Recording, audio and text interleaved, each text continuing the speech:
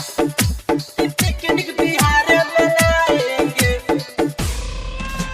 मुर्गा नेपाल चलाएंगे, नेपाल चलाएंगे, पिकनिक बिहार मनाएंगे। क्रांति रिकॉर्डिंग स्टूडियो भिलाई बाजार। आज करेंगे पार्टी साथी साथ में मिलकर सभी साथी, खुशियों के छाया है बहार। सब साथी जाएंगे नया साल मनाएंगे, देखेगा पूरा जहां, देखेगा पूरा जहां। आज करेंगे पार्टी साथी साथ में मिलकर सभी साथी, खुशियों के छाया है बहार। सब साथी जाएंगे नया साल मनाएंगे, देखेगा पूरा जहां। कि मुर्गा कि मुर्गा कि मुर्गा नेपाल चलाएंगे, कि पिकनिक बिहार मनाएंगे। कि मुर्गा नेपाल चलाएंगे, कि पिकनिक बिहार मनाएंगे। कि मुर्गा नेपाल चलाएंगे, नेपाल चलाएंगे, पिकनिक बिहार मनाएंगे। मिक्स बाय कृष्णा क्रांति पटेल। पिकनिक बिहार मनाएंगे, बिहार मनाएंगे।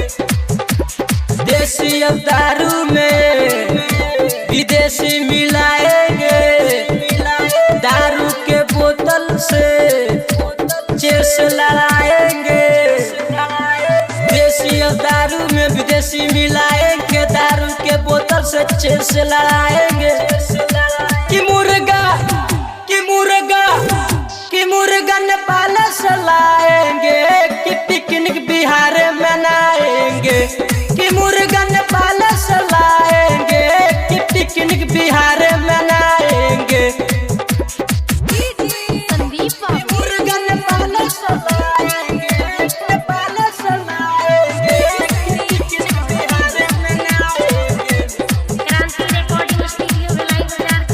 पिकनिक बिहार मनाएंगे, बिहार मनाएंगे। प्यार से जानू को गले लगाएंगे, सिंगर अमित के नहीं बताएंगे, नहीं बताएंगे। प्यार से जानू को गले लगाएंगे, राइटर रामू के नहीं बताएंगे।